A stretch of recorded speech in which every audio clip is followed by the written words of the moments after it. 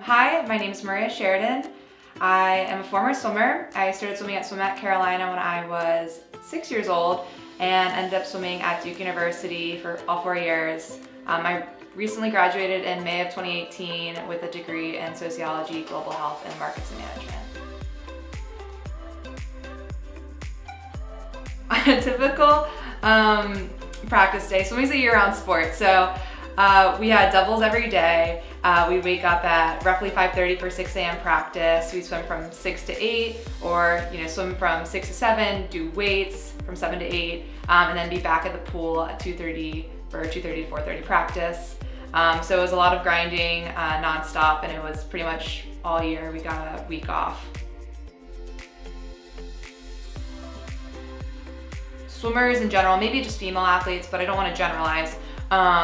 You don't realize how much you need to eat, or if you do realize how much you need to eat, you don't realize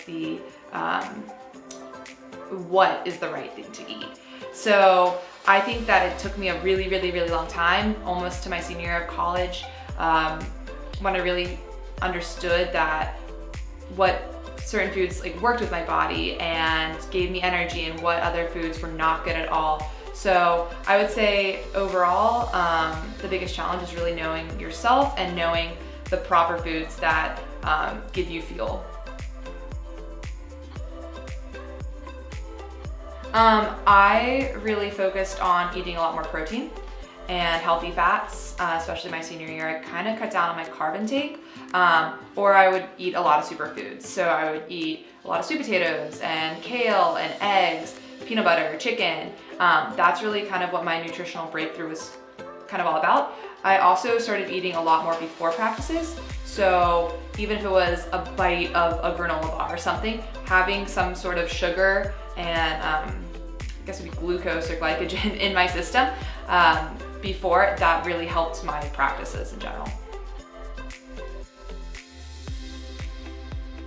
So I think that females in general, maybe it's the age of social media now, you're always comparing yourself.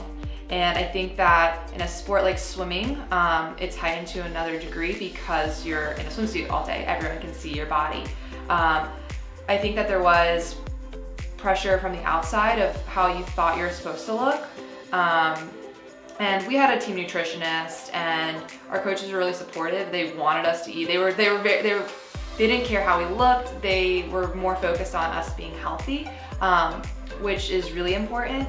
And I felt that, support from 10 years old up until 22. But, as an athlete, it is challenging, and it's not easy, and it's something that you really have to talk about.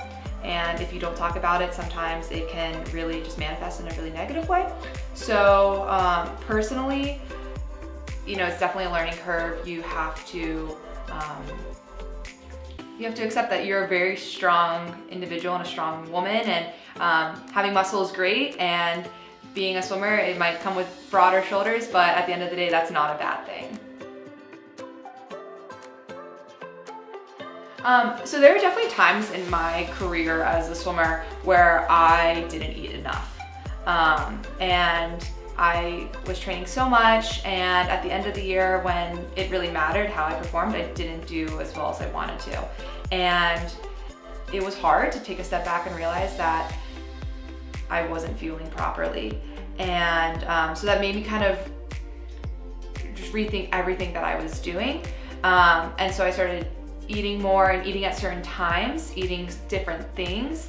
And it all translated back to positive results in the pool, lifting more. And when you look, I think it's super important to understand that, especially women, understand that when you step on a scale, the number you see, it might be, quote unquote heavier, the number might be big, but it's all muscle. That muscle weighs a lot. You can be very lean and still weigh, a lot.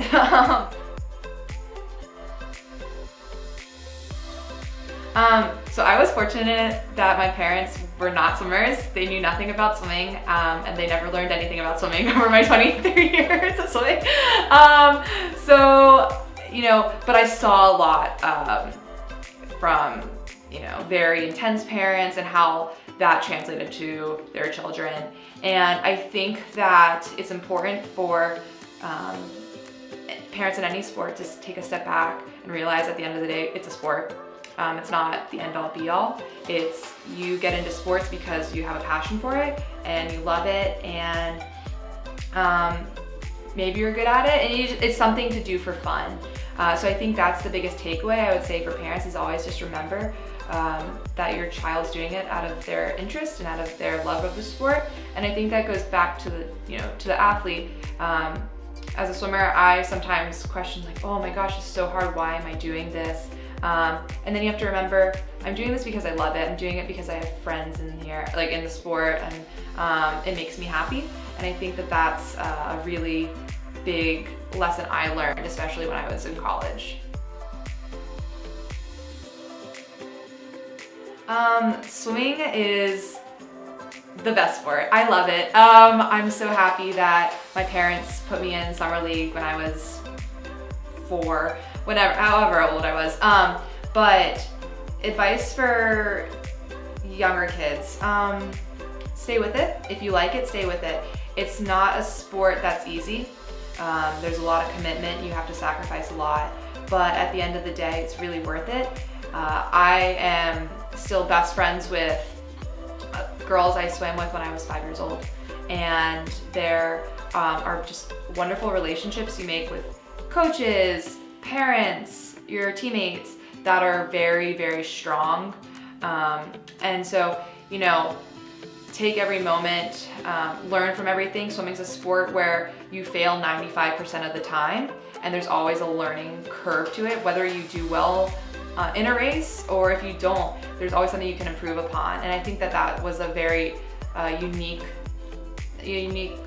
aspect of swimming, because it's never perfect. So stay with it, enjoy it, and just cherish your friends.